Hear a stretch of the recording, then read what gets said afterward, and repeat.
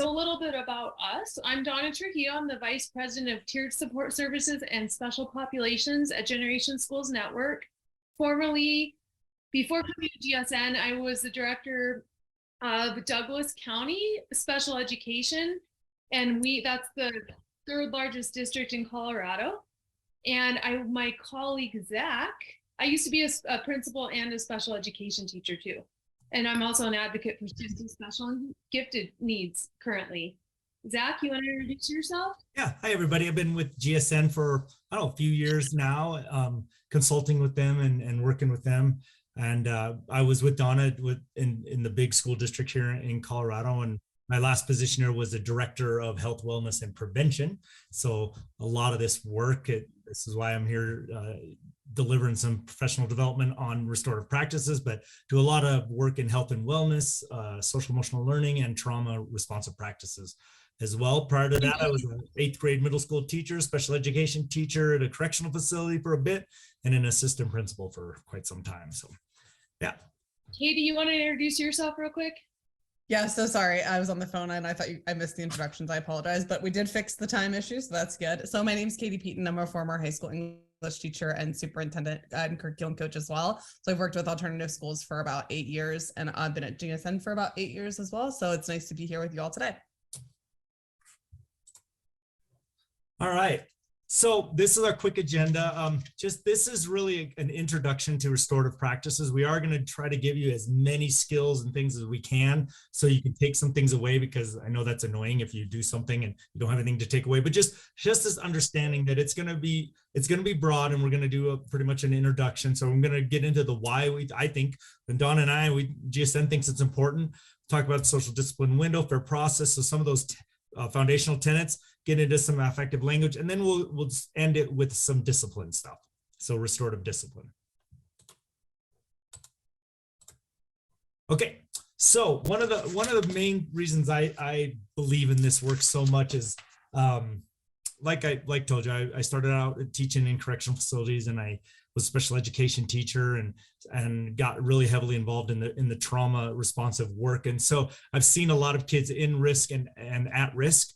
And so always thinking of ways that how do we make sure that these kiddos get educated, and how these families are taken care of. And if you look at this model from childwelfare.gov, restorative practices does so much in this model that supports those students and those families. It is about creating a positive school environment. So that's a big why for me.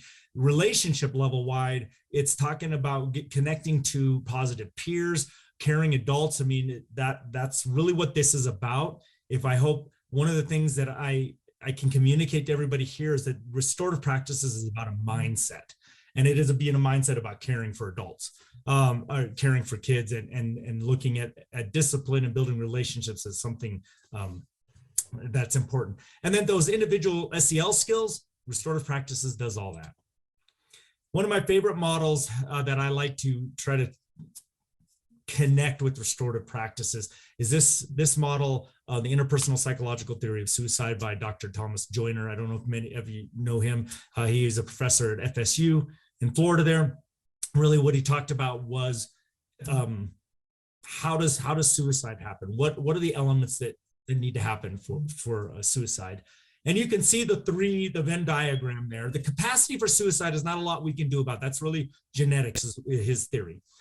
But the two that we really can affect, I think, especially in a school environment, is thwarted belongingness and perceived burdensomeness. Everybody makes mistakes. I want to make sure people feel belonging no matter what. It's a huge tenet of restorative practices. So when mistakes are made, it's not about punitive exclusionary discipline, kicking them out. No, it's about, hey, I'm bringing you into this community. You still belong. You have value. You're important. That's key. And then perceived burdensomeness. When you put too many of those heavy consequences on kiddos, it has a factor in the home, in the school, and they begin to perceive themselves as a burden. So two big ones. I feel like restorative practice gets rid of both of those.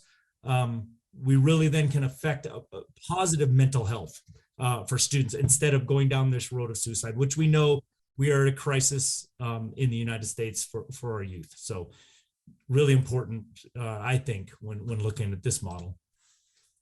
So this model, some of you might have I've seen this before, but really it's about those building blocks of learning. So you got to have the foundational stuff there in gray before you can get up to those really high levels of learning. Well, restorative practices does this because restorative practices is really good social emotional learning. Okay, so all those things in the foundational stuff is all good social emotional learning. And that's what restorative practice is. As you'll see as we go through this, I hope that you really see this connection, because it really gets kids to think about what they're doing, their actions, they're aware of what's happening around them, and all those good things. That belonging, that ability to manage all this stress, helping with their executive functioning skills, all those things will then lead to higher learning. So this is another reason I think why we're at school to learn. Let's do the things to help them attain those higher levels of learning. Went to a recent conference just a few weeks ago about student autonomy, and Dr. Strix-Rudd, if you've read this book, if any of you have, if you haven't, it's a really good read. But he was really started off saying that kids today are too stressed for too long. This is causing a negative impact. And again, back to our youth mental health crisis that we have going on in the States right now. So student autonomy is what he found out was the number one. There's a bunch of things that help with this, but he in his research, he really found that giving students autonomy is a real critical factor in helping youth mental health. Okay, autonomy is what restorative practices promotes. Okay, look at all these solutions that he talked about here. And I hope that you see in this today, these elements. We're asking these kind of questions. We want kids to solve their own problems. That's what restorative practices is all about. Being part of this community, building this community together where we make mistakes, we fix them together, we understand the impact of those choices, and then we work to fix those. And we're putting adults in positions of a trusted adult where they're helping do that. They're part of this community. It's not my community, you're just visiting. We're all together in this. And I think that's a really good thing. But really important is that the kids that have that autonomy to make mistakes, but also be part of the solution. And that's huge. All right. So with restorative practices, we highly recommend you have some background or some information around trauma-informed responses and practices, because sometimes when you're working with students, trauma comes up, or with staff, with each other, and it's important to be able to recognize triggers in yourself and in others that could be trauma-based. And this is necessary both at tier 1 and 2 tier intervention or supports through this restorative practices process. And then here's an interesting study from the Colorado School Discipline Study. It just happened to be done in Colorado, but it does pertain. It was a sampling from around the nation. It wasn't just people from Colorado or students from Colorado. But as you can see, there is an inverse relationship between suspensions and the academic achievement, and a significant positive association between suspensions and dropouts, meaning that the more students are suspended or expelled, the more likely they are to drop out. And so it's important when you're using restorative practices to go in with the mindset of what are some ways that I may be able to discipline students and not just rely upon, or not even discipline, collaborate with students to problem solve and not only rely on suspensions or expulsions to try to change behaviors. And also, all means all.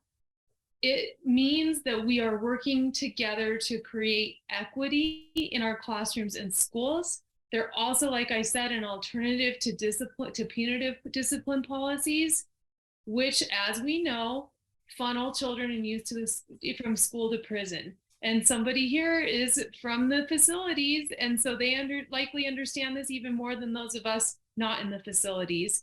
GSN is currently working on a Justice-Engaged Student Bill of Rights to help change this. And in that Bill of Rights, promoting some practices that are more restorative, not just in the schools, but at the judicial and law enforcement levels too.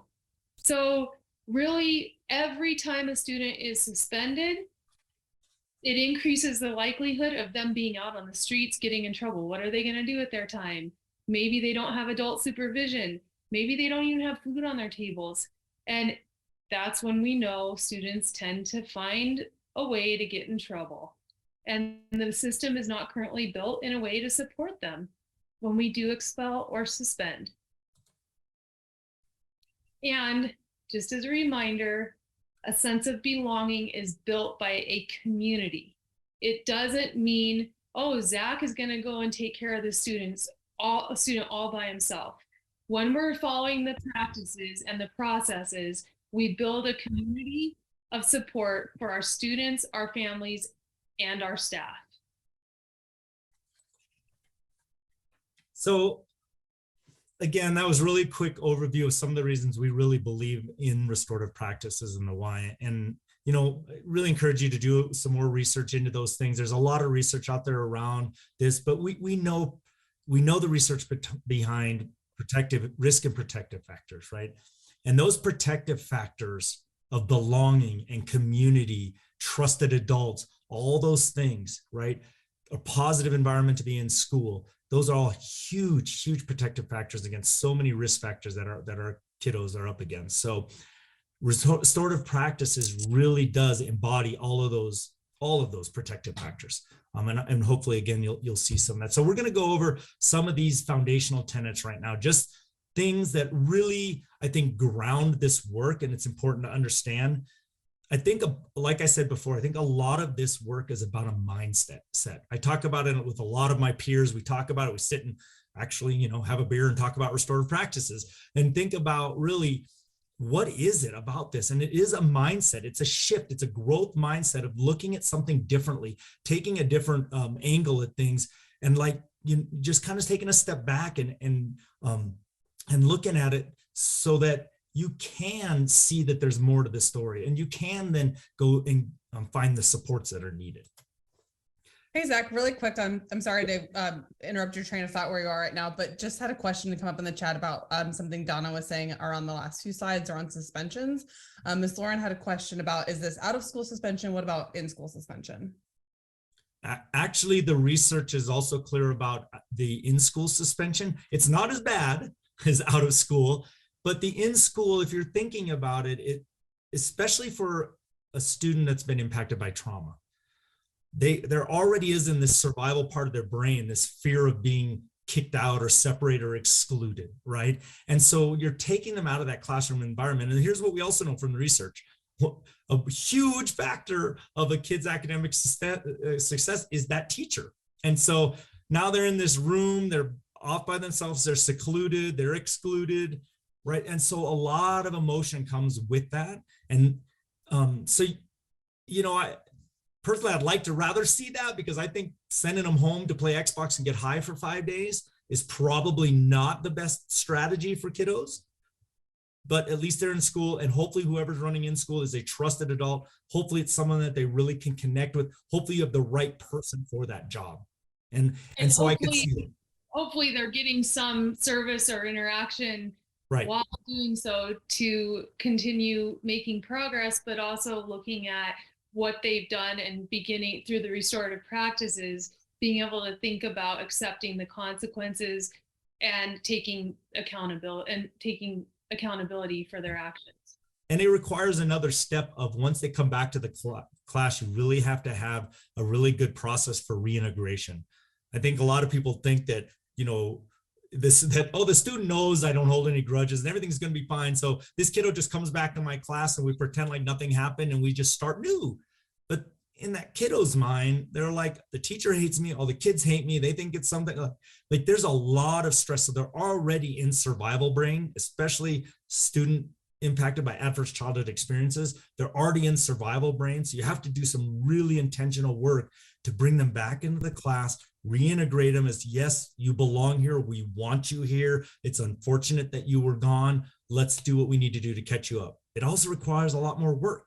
Right now, as a teacher, I got to catch them up, because sitting there in that room in a cubicle filling out a worksheet probably didn't get them where they needed to be. So just thinking about that. But that's an excellent question. Carissa asked about, what about alternative school? So Carissa, rather than expelling, yes, you can do alternative school. But again, think about that alternative school supports and services. Is that student going to be sitting at home online with no one there guiding them? Or is that alternative school a safe place where they're going to have trusted adults, be able to receive guidance, support, and direct instruction? And you also have to determine if they're a student with a disability, if you followed the progression of the IEP and the laws with that. It's not something that's like, oh, the student messed up, now we're going to alternative school. It has to be the progression to determine that that's the student's placement and best placement for any student. But some alternative schools work for kids. It's just really, there's no clear cut response, but it can be part of the discussion depending on each individual student's needs. And you'll see there's a way to do that restoratively. I had to expel kids. I had to, because they brought a weapon in. They distributed illegal substances. So there's laws that I had to follow, but I can still do an expulsion restoratively. I hope you get that out of this too. There's still a way to care for a kid, to make them feel like they belong, to have them own and take some accountability and all those good things that happen, and understand the harm that was done. That's what this is all about. So it's not a black and white. It's not a magic pixie dust that fixes everything. Right. Again, like I said, it's this growth mindset. Can I do things that maybe aren't like I have to do step 1, then step 2, step 3, but that I look at things a little differently. So keep that in mind, and hopefully that, hopefully in the end, we'll have some more time for questions too. So if we didn't answer that. One of the things that I think is just key to this mindset and a foundational tenet of restorative practice is what I call the heart of restorative practices. I don't know if there's many people here that have done restorative practices work before, but you've probably heard of the 5 R's. The 5 R's are amazing. I love them. And as I started really digging into this work, and I've been doing this for a long time, over 10 years, and started thinking about putting in the trauma lens, trying to put in the SEL lens, putting in health and wellness lens, I started seeing things a little bit more in depth. And so it's more than relationships to me, because relationships aren't necessarily always positive. It's about belonging. And that's where we start. And this is a cycle. It all comes back to belonging. I need to make sure people feel accepted for who they are, no matter who that is. No matter how I'm going through this life as a kid, as a middle schooler, as a high school, there's so much going on. I got to know that I'm enough, that I belong to this class and to this school. And if that bare minimum isn't happening, I don't know, it's not okay. So that is at the heart of restorative practice. All we're doing, everything we're doing is bringing it back to that. Dignity. So in 5 R's, they talk about respect. Respect is earned.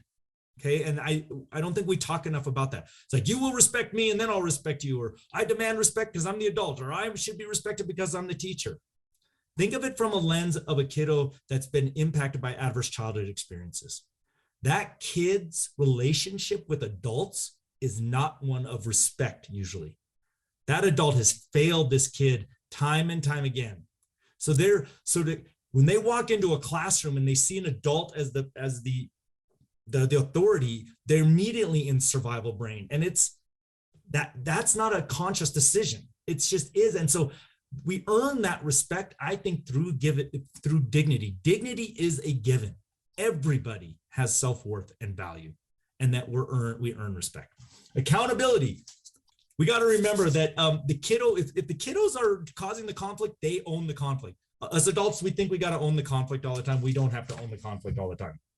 And it's really important that we're talking about all these things around accountability, not just taking responsibility, but making sure that all voices are heard, that they understand from the person that was harmed and the person harmed, their perspectives, how it impacted them. That is accountability. A really good "I'm sorry" in one of these formats is very powerful. Okay. And then we got to make the community whole. It's not about rules that are broken. The community was harmed. And so we have to do the work to get that person and all people feeling like this is, once again, a positive community. We're back to being a community. We're on track, and everyone's belonging. So that to me is the heart of restorative practice, and very foundational in this work.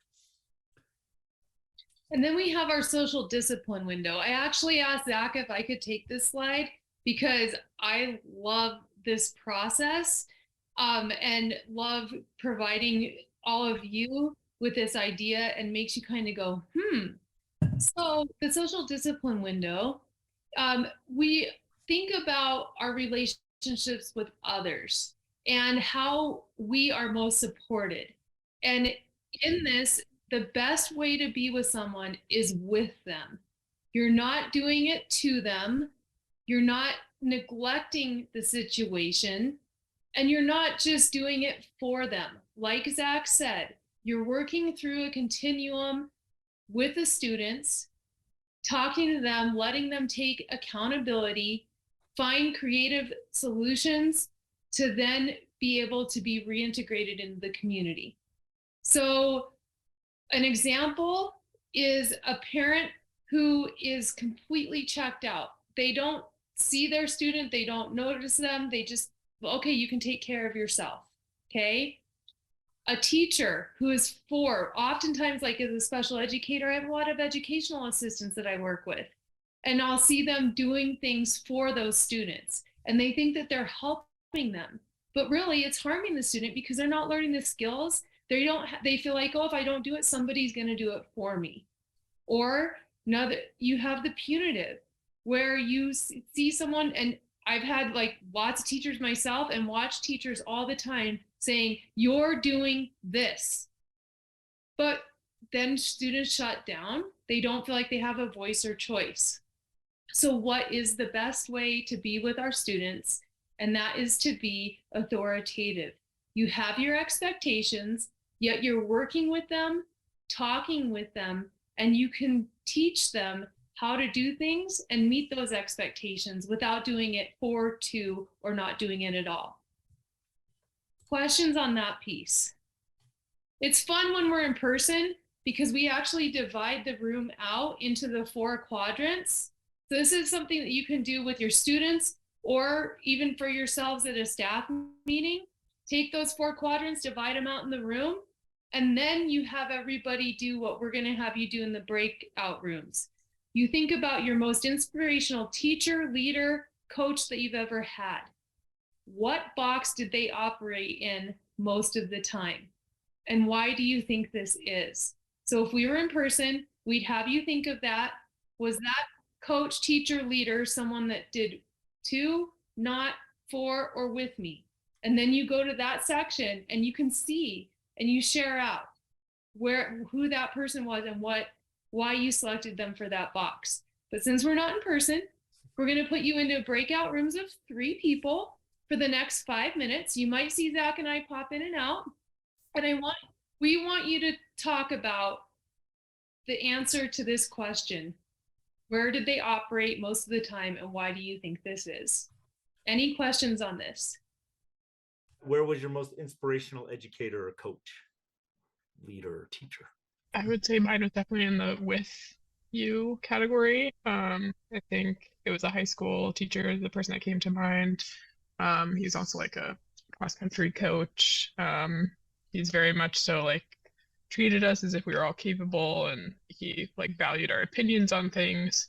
But of course still held us accountable for like deadlines in his class, and but what all at the same time was also flexible with us too. Not in a way that like we could get out of things, but just that he was reasonable and worked with people on to make sure that accommodations were met and stuff.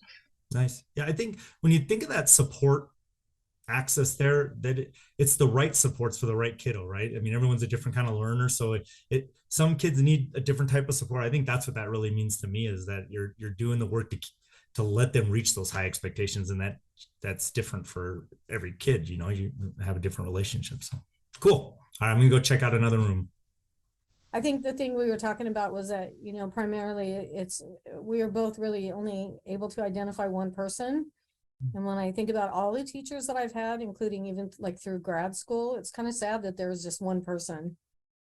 I know. I did the same thing, and it was, yeah, it's kind of amazing. And I was like, man, I hope my kids aren't having that experience. Right? You know?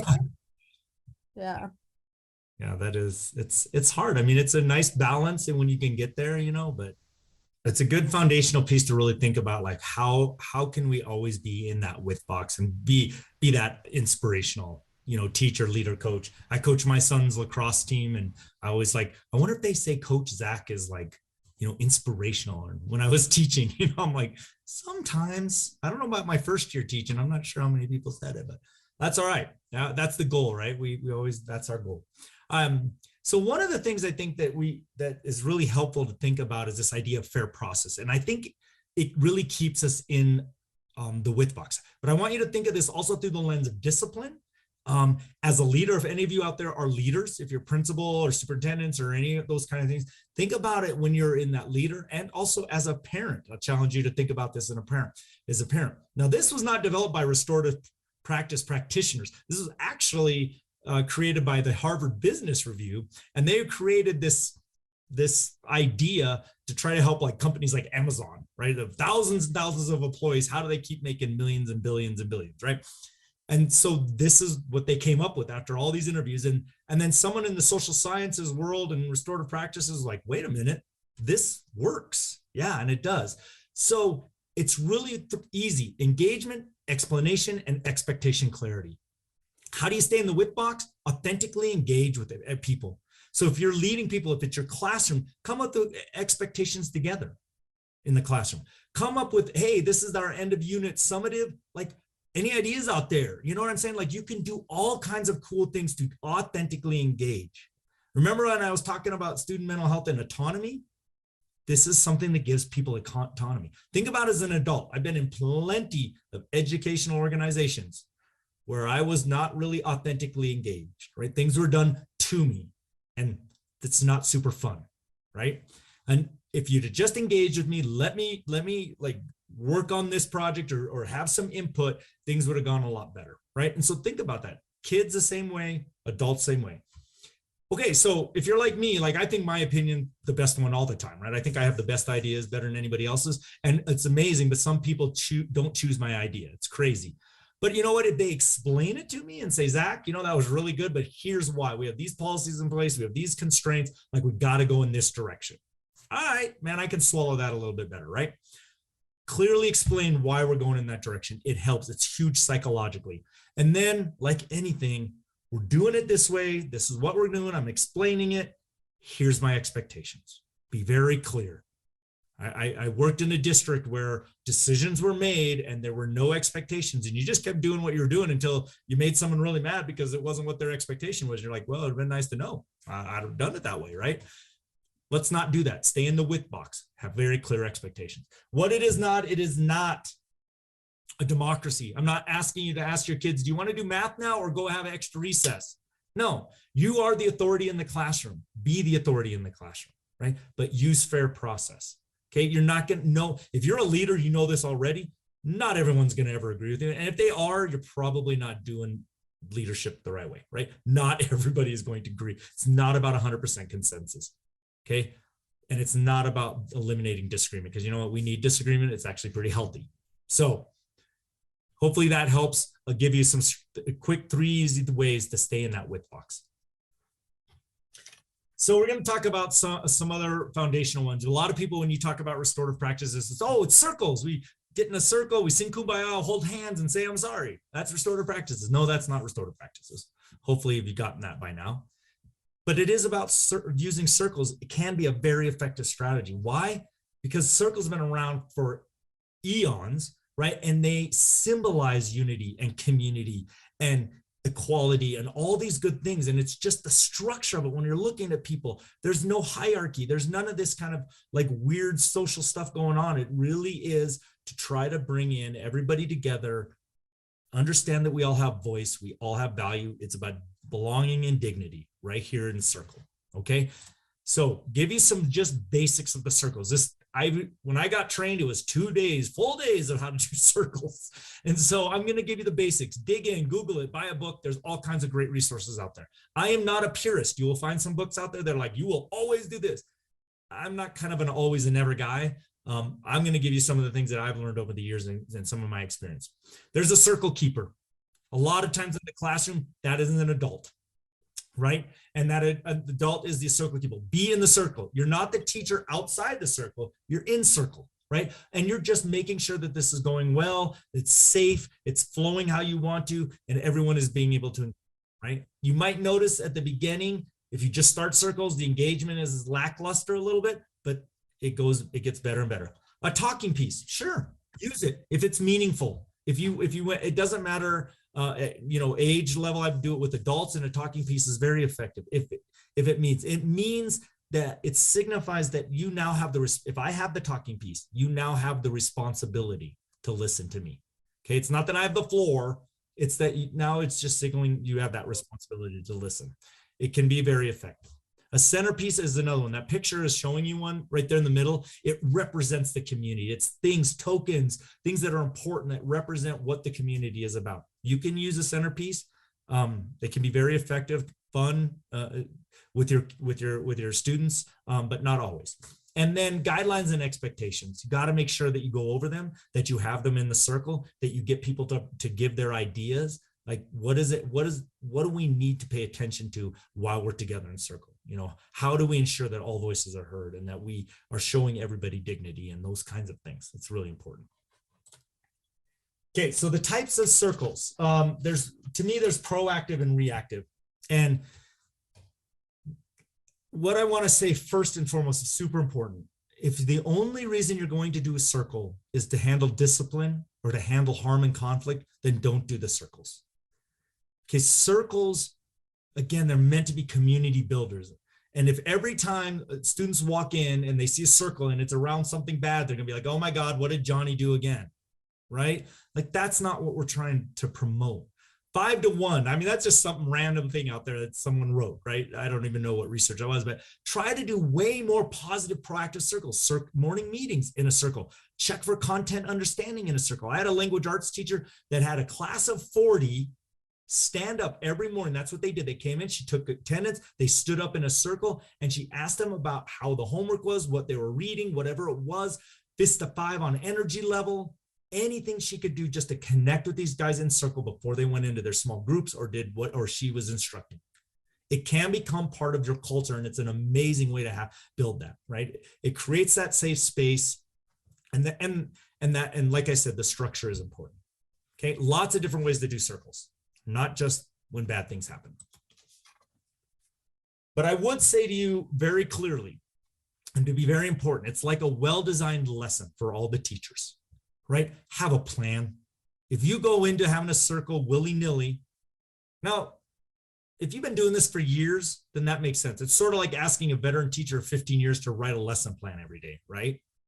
Sorry if there's some administrators out there that make them do that, but yeah, that frustrated me. All right, let's start out. Have a good divine plan, because if you don't, here's what happens. If you look at number 5, those discussion rounds, pretty soon you're going to be having a ball. I'm telling you right now, you're going to have fun, and it's going to be 45 minutes later and you're going to be like, oh my God, I missed math entirely, right? Because we were having fun talking in circle. So you got to be careful. Have it planned out. And the other way, if you don't have it planned out, bad things can happen. Harm can happen because we just get distracted and you're not paying attention and you're not doing things that are structured enough to keep that safe environment. So try to really look at this. This is from Oakland School District, but you can do it any way you want. Have an opening. Just get people kind of relaxed a little bit before you do it, right? If you're going to use a talking piece, cool. Introduce it. Hey, I used a stuffed animal, Kind Heart, and that worked, right? Do a check-in. Hey, what's everyone's energy level? How does everybody feel in circle today? It gives you a temperature check of what's going on. Go over the guidelines and the values, and then you start the meat of it. What is the purpose of this circle? Have a purpose, okay? So just good lessons learned. All right, so what I want you to do is just do some 5 minutes of reflection right now. We've talked so much about belonging, about building that restorative community, that restorative mindset. I want you to think through right now, if you had a task tomorrow morning in your classes that you were going to start and have a circle about building community, what are some things you could do? So just take 5 minutes, individual reflection, use this guide right here, and try to map that out. Okay, I'm just going to give you 5 minutes to think about it. Okay, everybody, finish up that last thought. And it's never too late. I mean, I know it's April, the dreaded month of April. But building some community to get through the end, maybe that's the conversation that you're having in circles. Like, all right, guys, just being honest, I'm tired. I can tell you're tired. Like, how are we going to get through the year? Let's talk, right? That builds community too. Let's talk about affective language. So with affective language, we've all been in meetings or conversations with others, and all of a sudden we feel ourselves get defensive, or our brains start flying, our hearts start pounding, and we don't know what to do. And so I was in a meeting for a student the other day, and the parent kept saying to the teacher, well, you did this, you did that. And I could see the teacher starting to escalate. She turned red, got real nervous. And so I brought it back down by using affective questions and statements. And these talking about how someone's feeling is much better than pointing out negative behaviors. So something like, wow, when I saw that email, I felt taken aback because I wasn't aware of the situation, rather than saying, you sending that email really upset me. It's a different way of approaching a conversation that takes it down to the personal level of feelings, because no one can disregard another person's feelings. You're feeling the way you're feeling. And so in doing so, you provide a non-judgmental, precise, and accurate observation of the behavior. Okay? Communicate what need is not being met, and no shaming or blaming. So if you have a student that is running through the hall, you can stop them and say, hey, Johnny, I saw you running through the hall. That made me feel worried. And I need you to stop, take a breath, and walk slowly. And when you're talking directly to the person in private, you want to make sure that you name the person you are talking to, make that non-judgmental observation, connect that feeling with an I statement, and connect it back to what you need. Same thing with the situation. Connect it to the situation, to the feeling, non-judgmental in your observation, and then connect it back to a need that is not being met or being met. And remember, your tone and body language say more than your words. So my daughter, we're getting ready to go to a meeting with her principal on Thursday. And I'm talking to her about making sure that her tone, voice, and body language are even, and that she shares how a situation makes her feel, generate some understanding of that, and then connecting it back to what she needs to be able to move forward. So it's a whole encompassing conversation, and self-awareness goes a long way. But the biggest thing is, if you can really talk about what you feel, what you need in a non-judgmental way, then you're using affective statements appropriately. And then we just have some examples for you. We're not going to read them through. These are for you. When you get the presentation, you can go back and review them.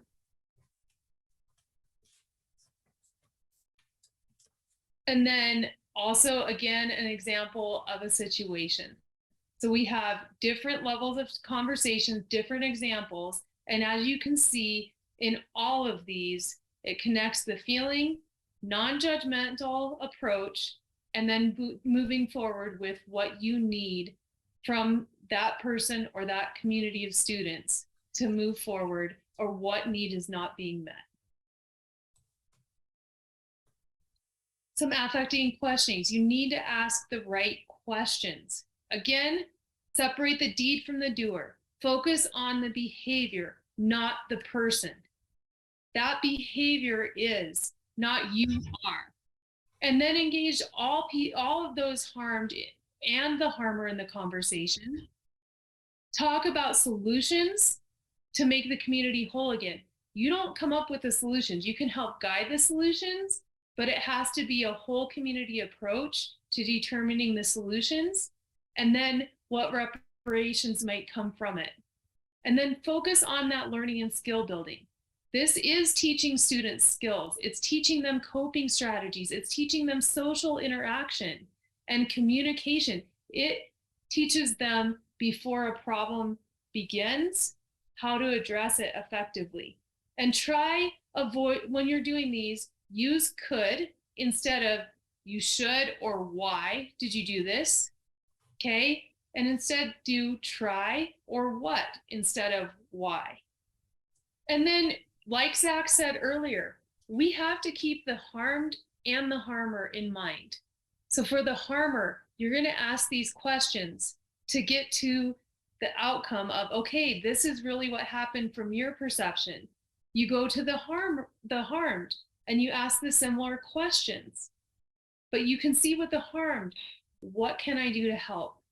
That's where you can start getting insight as to how you can make the community whole again and make everyone feel safe. And it can't always happen that everyone's safe. That comes with trust and dignity. But through this process, that trust, dignity, and respect can be built and kept in place.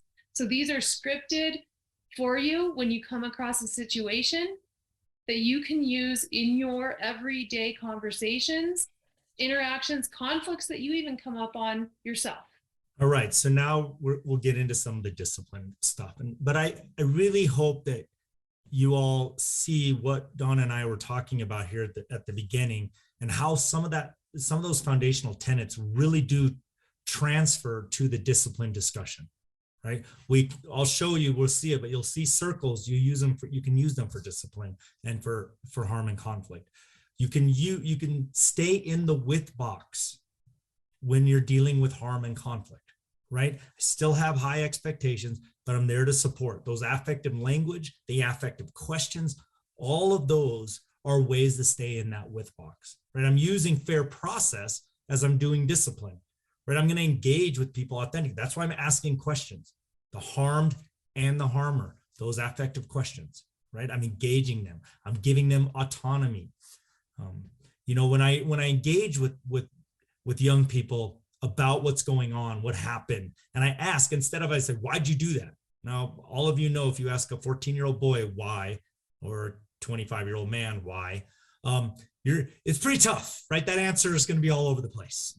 If you ask a 50-year-old man like myself with ADHD, that could be all over the place, right? But when I ask what happened, what's going on, that's different. Now I'm like, wait, they really care. They want to hear what I have to say. That's a new thing. I was like, whoa, wait a minute, right? And so all of those foundational tenets really play into this. So if we just stopped right here, you could do harm and conflict. You could handle it restoratively by just adhering to those foundational tenets. But I'm going to get into some of these things because I know it's important to give you some more strategies, okay? First, quick conversation about what is restorative discipline and it's versus that traditional discipline, right? The restorative discipline, it's talking about how people were involved and who all was affected and who owns it. We said this before, but adults don't own student conflict. I think sometimes we think we do, but we really need to involve them. They're the ones in the conflict. I got to own my own stuff for sure, right? But when it's a kid-on-kid conflict, they own that. So let's create that accountability. It's about the relationships and the community that's harmed, not about rule number 10 on the board. We broke a rule. Who cares about you broke a rule? Like, you harmed relationships. People were hurt, right? Like, our community now feels broken. That's what we're talking about. Okay. Understanding that, again, SEL skills, right? Self-awareness, social awareness. Come on now. That's what we're talking about. Responsible decision-making. Yeah. That's what this is all about, right? So that's what we're doing. And then it's everybody then working, because we are a community. So all of us are working to do this. The traditional punitive exclusionary discipline, it's not about that. Yes, it's a lot faster. I'll say this right now.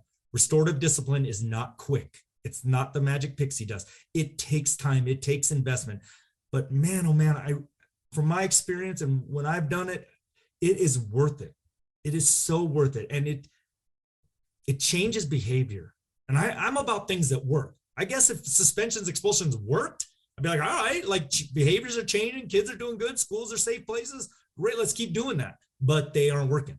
So let's look at discipline just differently. Let's look at together, bringing us as a whole community. We know that works, right? All right.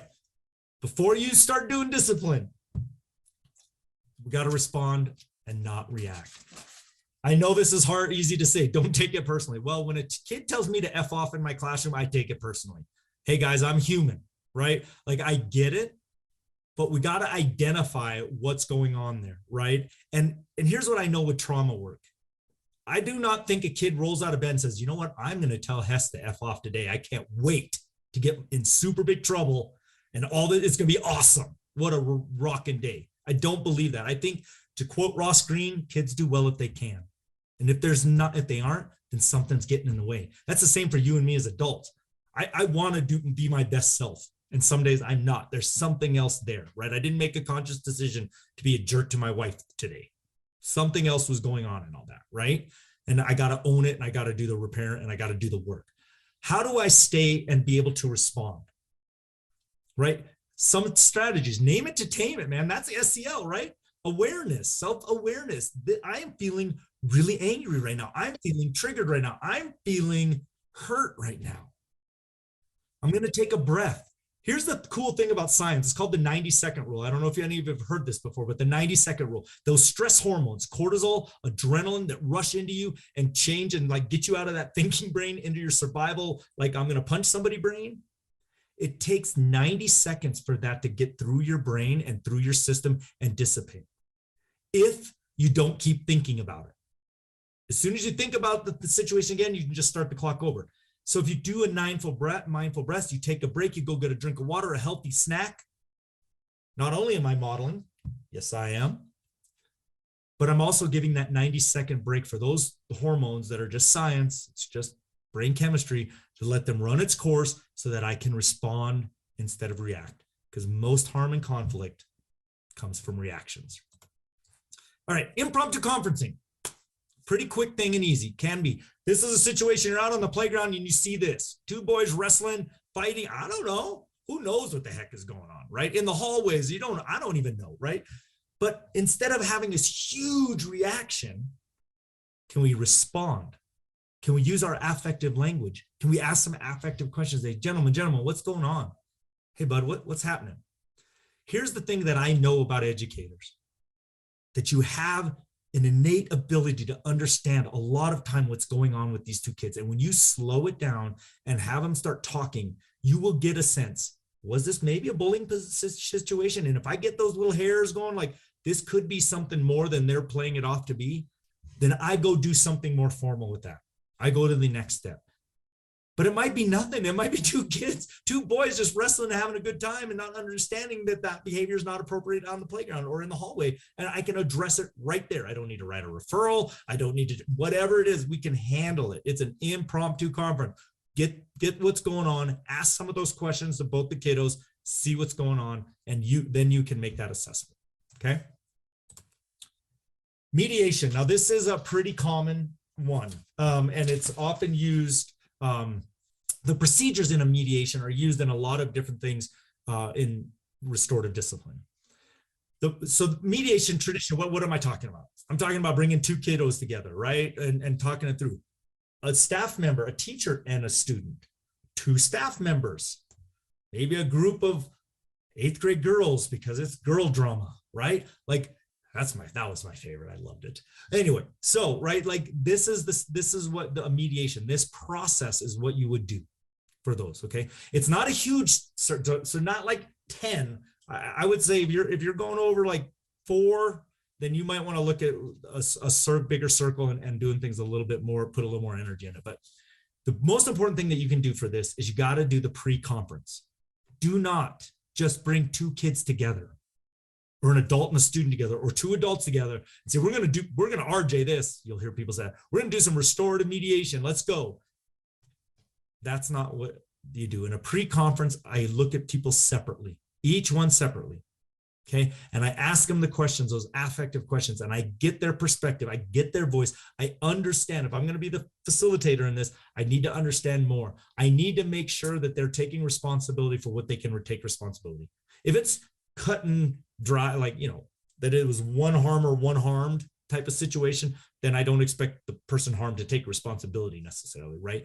But the person that did harm, a lot of situations, especially middle school, there's gray, lots of gray.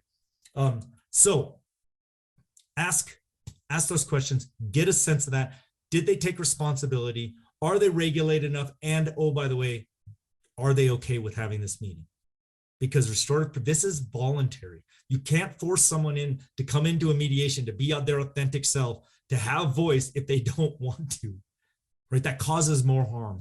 And you have to be really careful of how you bring people together. It has to be well facilitated. It has to be very structured.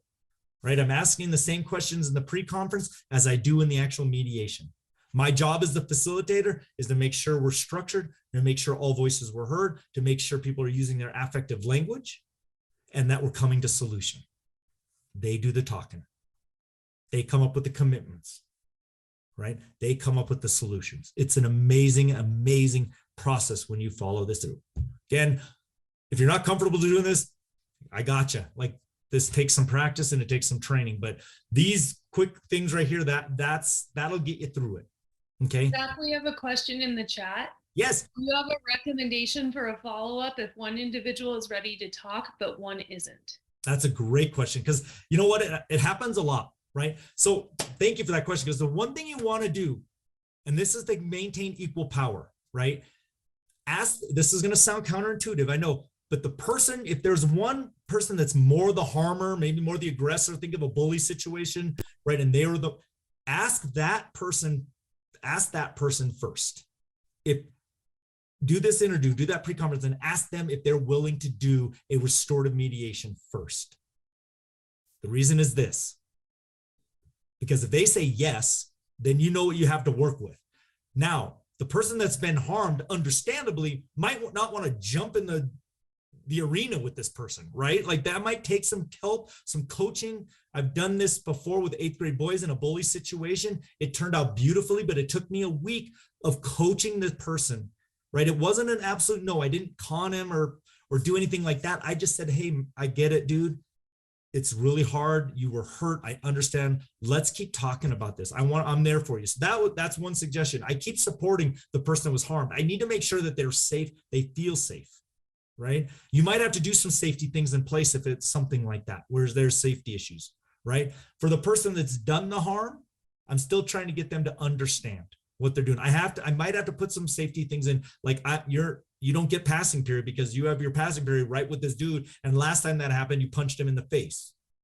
So until you earn my trust again, we aren't doing that. Right? Like, this is, again, I can do that restoratively. I can have a relationship. I still maintain a relationship with that young man and say, look, dude, I love you, but the left hooks in the hallway aren't happening around on my watch.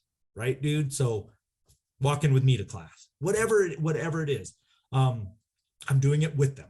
Right? So in that situation that I had with the bully situation, I worked with this other young man, how to build confidence, how to have a conversation. He was worried. He didn't want to cry in front of the other guy. Totally understandable, right? These are 8th grade boys we're talking about. They don't want to feel disrespected. They don't want to be like the punk. There's all kinds of dynamics going on there. So you work with the kiddo. Eventually the guy was ready. He's like, you know what, Mr. Hess, I'm ready to have this conversation with this kid. It took a week. I'm like, are you sure? Let's do it. Checked in with the other kid again. Now, can you imagine if I told that kid, hey man, I know this is really hard. Would you like to have a restorative meeting? And this kid, the one that was harmed, says, yes, they have that courage. And then you go to the harmer and they're like, no, I don't want to meet with that idiot. And then you got to go back into that situation and say, oh, never mind. He didn't want to meet with you. Bullying is about a power dynamic. Now I've just shifted that power dynamic. You got to be really careful with that, right? Super careful. So that's why you want to ask that person first, make sure that the harmer, that everybody is willing and wanting to do this. Anyway, that meeting came out great. The bully situation, the two gentlemen actually were best friends a while ago. They rekindled that. Everything worked good. The kid felt very empowered. It was an amazing experience. Got an email from the mom that said, I don't know what you did, Hess, but a man walked in my house today. Like, it was pretty awesome. I saved that email. But so anyway, yes, it sometimes it takes a little work. All right, and I'm still on time, which is amazing. Okay, solution circles. Okay, again, a solution circle, a bigger circle. This could take some more time and energy. You're talking about more people. Do I have to pre-conference everybody? Yes. Yes. Do not put people in a position, kids especially, that could be harmed because they didn't want to be there or you didn't know what was going on. I can tell you right now, I've made these mistakes. You do not want to deal with these mistakes. I felt really bad. I trusted someone else to do some of the pre-conferences, thought I had it all covered, and someone showed up into a meeting, into one of these solution circles and went off the rails. And it was, one, super stressful for me, two, super stressful for everybody else. Okay. And then you got to be real skillful in those situations. So do the upfront work. It takes time, yes, but it's amazing. So things you can do with the circle, and you can follow that circle template, but you still got to do those pre-conferences, right? You still got to make sure that everybody wants to be there. They're volunteering. And if you get a sense they need to be taking some responsibility and they're not, then you don't want them in there, right? Okay. Again, 2 days of training of just circles. So yeah. All right. So this is your task. All right. We are going to, wow, sorry. Okay. This is good. We'll have plenty of time for some questions, which is really good. I'm happy about that. I want you to use a circle template. Again, that circle template. How would you tie in the other restorative tenets? So all those foundational tenets that we talked about. And how could you create an opportunity for learning? There's your situation, right? That's all of us as teachers in April with our hands on our head, like, oh my God, end the year now. Okay. It's hard. Let's give you this scenario. Classroom expectations are not being met. Okay. It's starting to erode the culture, everything that you worked so hard for at the beginning of the year. And we still got learning to do, and you're worried it's not going to happen. So you decide to do a circle in your classroom. Now, you're a teacher that has circles as part of their culture in the classroom already. The kids are familiar with circles. You're familiar with circles. So it's not going to be a shocker when you circle it up to discuss something important. How would you do this? And what kind of things would you do? I think what we're going to do here is have you do some reflection, have you do some of this, and then share out if a couple people wouldn't mind sharing out. So if you wouldn't mind kind of sharing your ideas, maybe you've done one of these. I'm sure there's some people, probably some practitioners in this group right here is like, oh yeah, I just did that last week, right? But just think about this situation. How would you address that kind of harm happening in the classroom right now, this time of the year? Doesn't matter what grade level, just pick your grade level. And how would you use that circle? How could you plan a circle? How could you use affective statements and questions? How are you going to stay in the with box? How are you going to use fair process? Think about the structure of the circle, your room. How would you do this? Right? Okay, so the template is on right here again. So you can see that. And we're going to go this might take a little while. So we're going to give you quite a bit enough time to do this. And then hopefully someone will share out some of their ideas. Zach, there's a question from Marianne. Who are you meeting with pre-conference if it is a classroom situation? That's a very good question. Very good question. So in this kind of a situation, when we aren't identifying one harmer and we don't want to do that, call someone out, because I should have said this before, when you're doing circles like that, it's not about public shaming, right? So you would never want to say, all right, Johnny's been causing harm. Johnny, why don't you tell us about what's going on? What's happening, right? And that'd be like public shaming. And we never want to do that. But we can address things more globally. We can address things in the whole circle without naming names around behaviors. And so that's in this situation, if it's just your classroom circle, we wouldn't need to do a pre-conference with them, because we're going to do generalized behaviors. We're talking, it's not, any one person being harmed, the community is being harmed. You could volunteer yourself as making some statements at the beginning. That's a very effective way, but that's a great question. The only time you'd want to do a pre-conference is if a student volunteer, like let's say Johnny killed the class goldfish, right? And everyone's really upset about that. And it was because he was messing around or doing something inappropriate. And we really want that harm to be addressed. And we're hoping that Johnny can take some responsibility and have some accountability for that to the class. That would happen if Johnny volunteers to do that. And you do that pre-conference with him to know that he's going to be okay talking in front of the whole class, that he's taking responsibility, and that, this is a culture in your classroom, kids are going to be okay, and you're able to facilitate that conversation where they're not berating Johnny for killing the goldfish, that they're just expressing affectively how that hurt them, how that harmed them, those kind of things, and then come to the solution of how are we going to repair what needs to do. So what needs to be done. So if you look at those affective questions, right? What do we need to do to make things right? And all the kiddos could say something like, what I need is, we need another goldfish, or we need, whatever some of that is. And then you come up with those solutions and see if you can get those to be commitments. So yeah, excellent question. But in a situation like this, you wouldn't do a pre-conference. You're just generalizing behaviors and talking about them as a class, how everybody's been affected by the disruptions, constant disruptions. I'm going to own, guys, that I'm raising my voice a lot to try to get us on task. I'm owning that I'm calling kids out by name across the room. That's not how I like to teach. I'm getting frustrated. I'm getting tired. We need to talk about our classroom rules and expectations and what's going on. Right. Hey, Zach, another question. Is there a point where you feel the harm would be too much to try and facilitate a mediation or restorative conversation? That's a tricky question, because yes, I think, yes, there's going to be some harm that's too much to Can I add something? Yeah, for sure. I received a private message from an attendee that may answer this question. Okay, so what do you do when the student goes through those restorative conversations and they are friends again, but then the aggressor continues to do things that upsets the other student often, i.e. one day spreading rumors, another day putting something in their hair, etc. They've already been through several restorative conversations with parent involvement if needed. My response to that is that in that situation, it sounds like the student who continues to do the harming may need more targeted supports and direct instruction in social interactions, and to dig in deeper with the fact there may be something going on in their life or within their background that no one's aware of.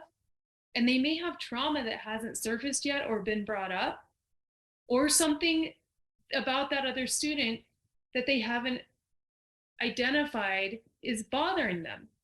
So in that case, or even in this scenario where you've tried and tried and it's not working, I would actually start looking at tier 3 services. Absolutely. And start looking at interventions, supports that you can provide on an individual student basis, not using restorative practices as the only intervention for that student. And do that restoratively, again, using that mindset, and as much as you can do, as much autonomy as you can give them, those kind of things are going to be important. But you gotta, it's not the magic pixie dust scenario, right? Doing this, just asking affective questions doesn't just automatically fix those kind of complex situations. One other thing to add is, don't forget about the kiddo that's being harmed.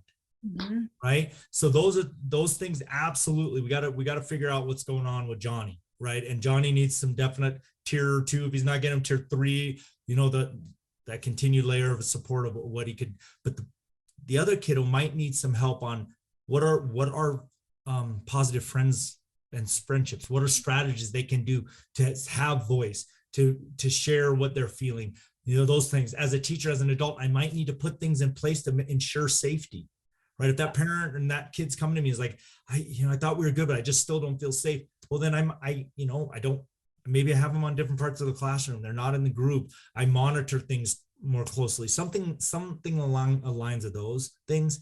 Again, that's just adding those extra layers of support, because I really got to make sure that the community is safe and that everybody's feeling safe.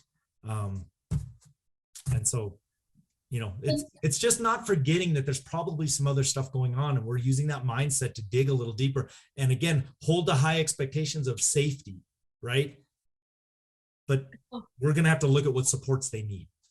And so I have another couple of things. One, Jennifer said one of the things that she's found helpful in teaching affective language is teaching students how to create an I statement.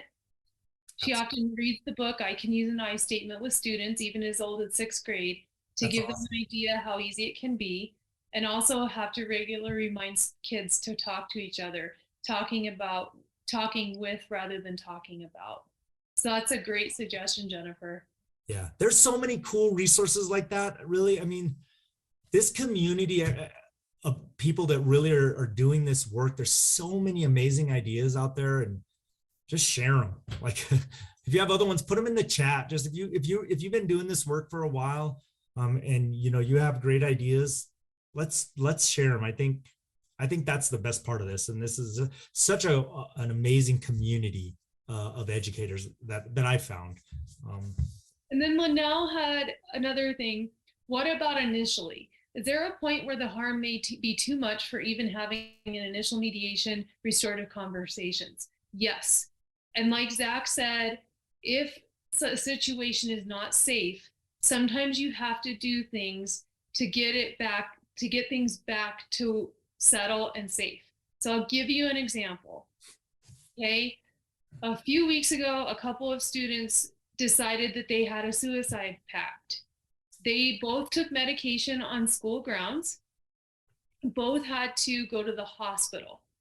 The school, the families worked with each other to get those students safe, get them the help that they needed outside of school. And then as a team, before those students came back, they put a safety plan in place for both students. And now I'm working with the school for each of the individual students to ensure they're safe and to ensure that they have their individual needs being met. We met this morning for 2 hours and talked about one student.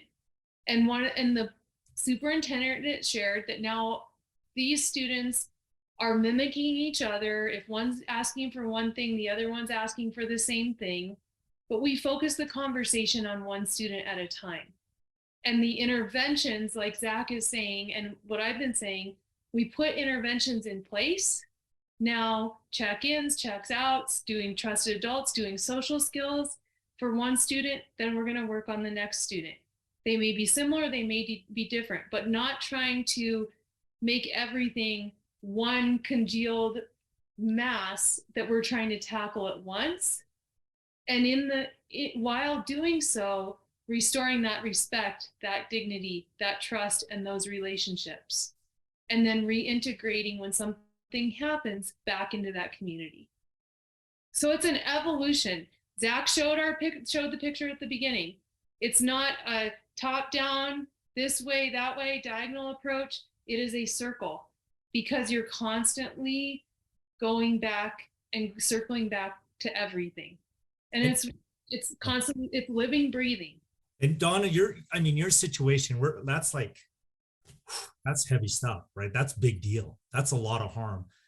And I'm telling you that I've dealt with those similar sort of things. And the restorative process, a mediation actually can happen eventually. I mean, working individually with those kiddos, helping them understand and make sure they're supported, regulated, everything's good to go. But having a time, like maybe with the people that really care about them, some teachers that were really affected by that. So that's what's so beautiful about restorative practices is we're not forgetting the other people in this situation that have been harmed. And I'm saying that loosely, but it's sad. That's hard. I mean, I've been too many student suicides. I was a crisis team member for a long time in my district. And so handled lots of schools with lots of student deaths and lots of suicides. And it's very difficult. And so that you could be a facilitator in those situations, just talking with a group of adults to let them process, to let that, using some of those questions to just tell you how they're feeling and what they're doing. And sometimes it works out where they are able to have that meeting with a student. But again, it won't happen if you don't think it's safe. If that kid's mental health, that student's mental health is not in the right place to be able to do that, then you absolutely, you don't do it, right? It could be triggering. We would never want to do that. But here's what I can tell you. Those kind of processes are not about shaming. So that's why you have these structures. That's why you have these questions that you ask. That's why you have the same amount of attention for all parties, because then it's not about shaming. It isn't. It's about just having voice and talking and having those authentic conversations. So. And Katie did drop in, for those, because we're getting close to time, Katie did drop in the feedback form into the chat. And Katie, can you do it again? You guys are welcome to click on this. We have lots of questions coming up. Zach and I are going to hang out and talk with you all.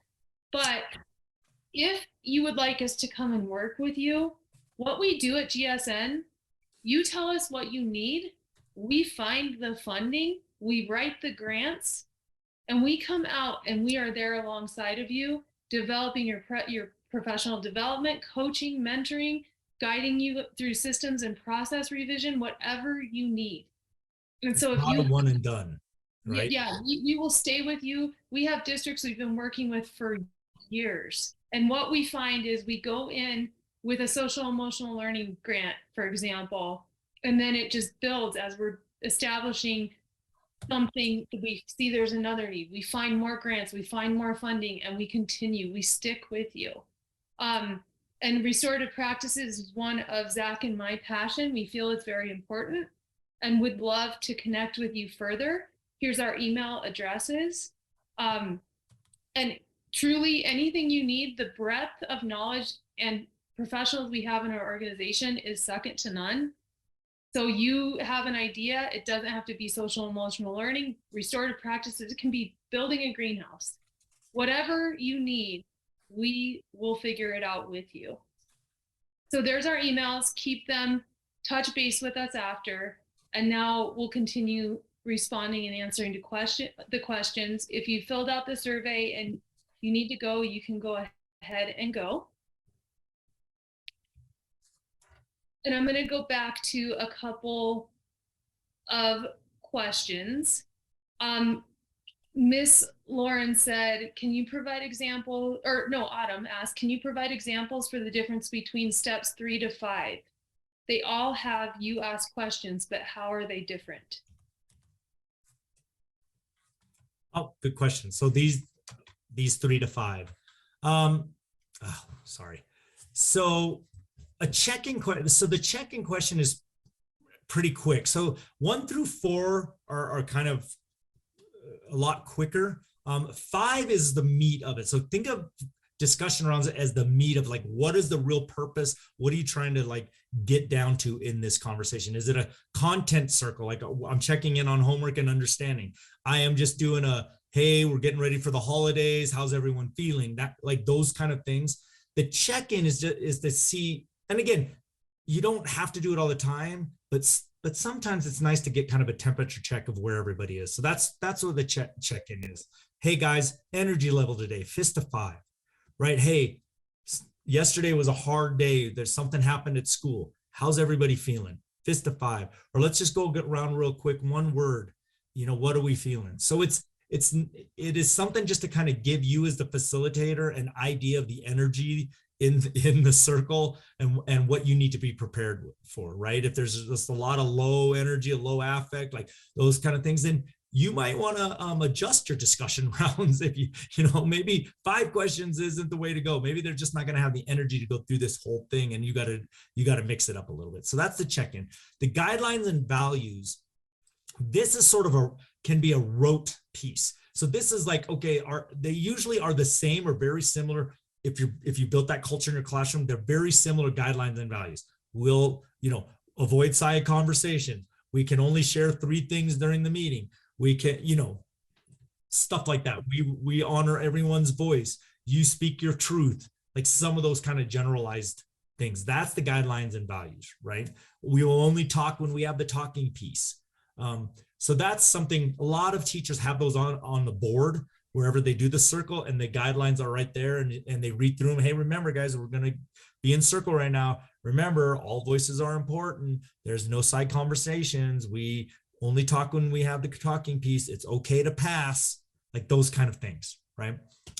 And then you could ask, is there anything else we need to consider today? Given the check-in and everybody was a 1 out of 5 for feeling good, do we need to have another guideline today, right? And then the discussion rounds, like I said, that is the meat of what you're going to be doing. So thinking of your purpose of the circle.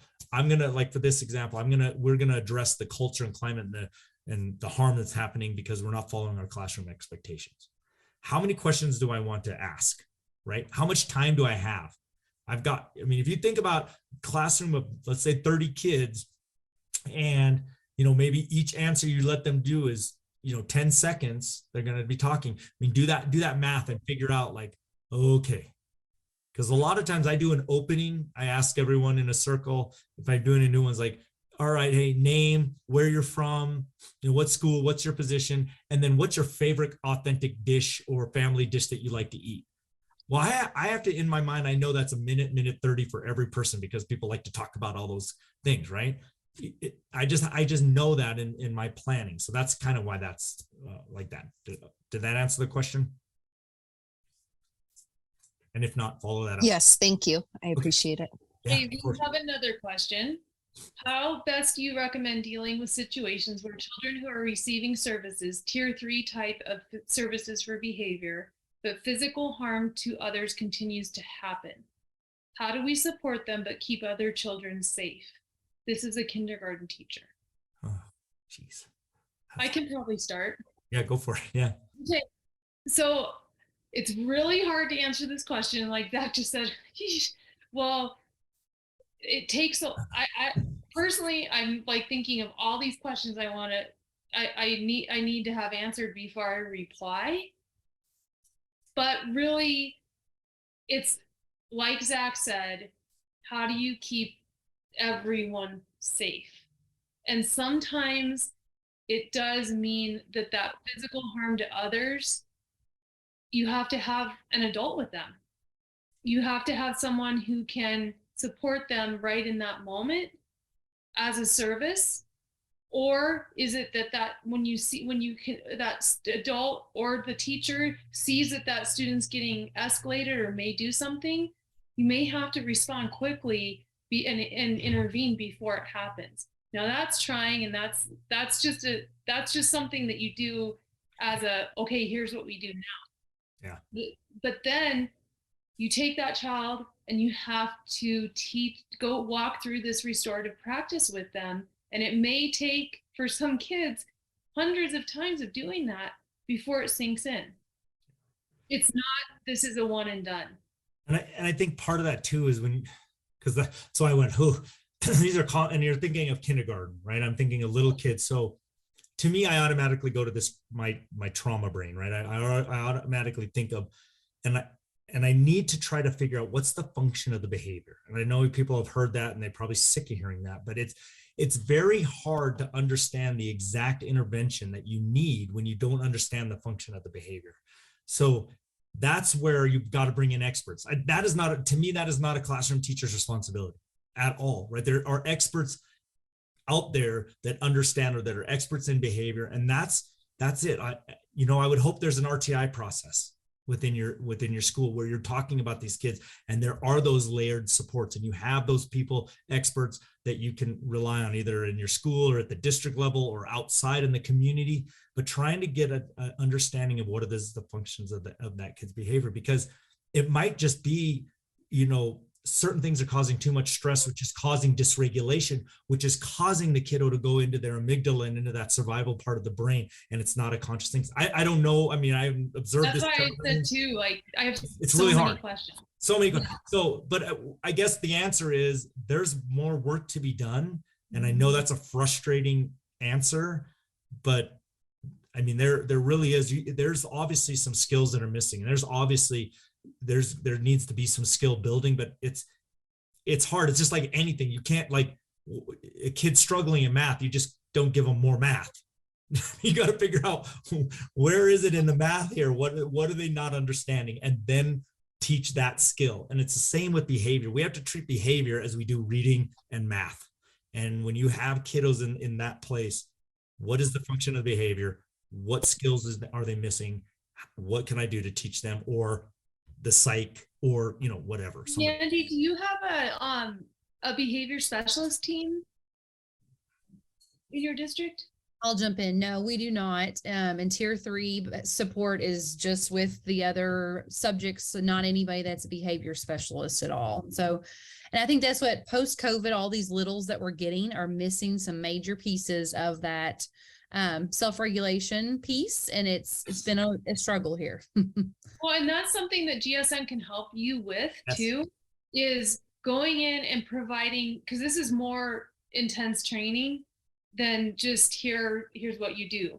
But we can come in and provide you all with curriculum and resources and professional development, coaching and mentoring that you can use with your students, so that not just this little guy, but all students get those skills taught to them. And you as a teacher have multiple resources to fall back on. Grab and go activities, curriculum.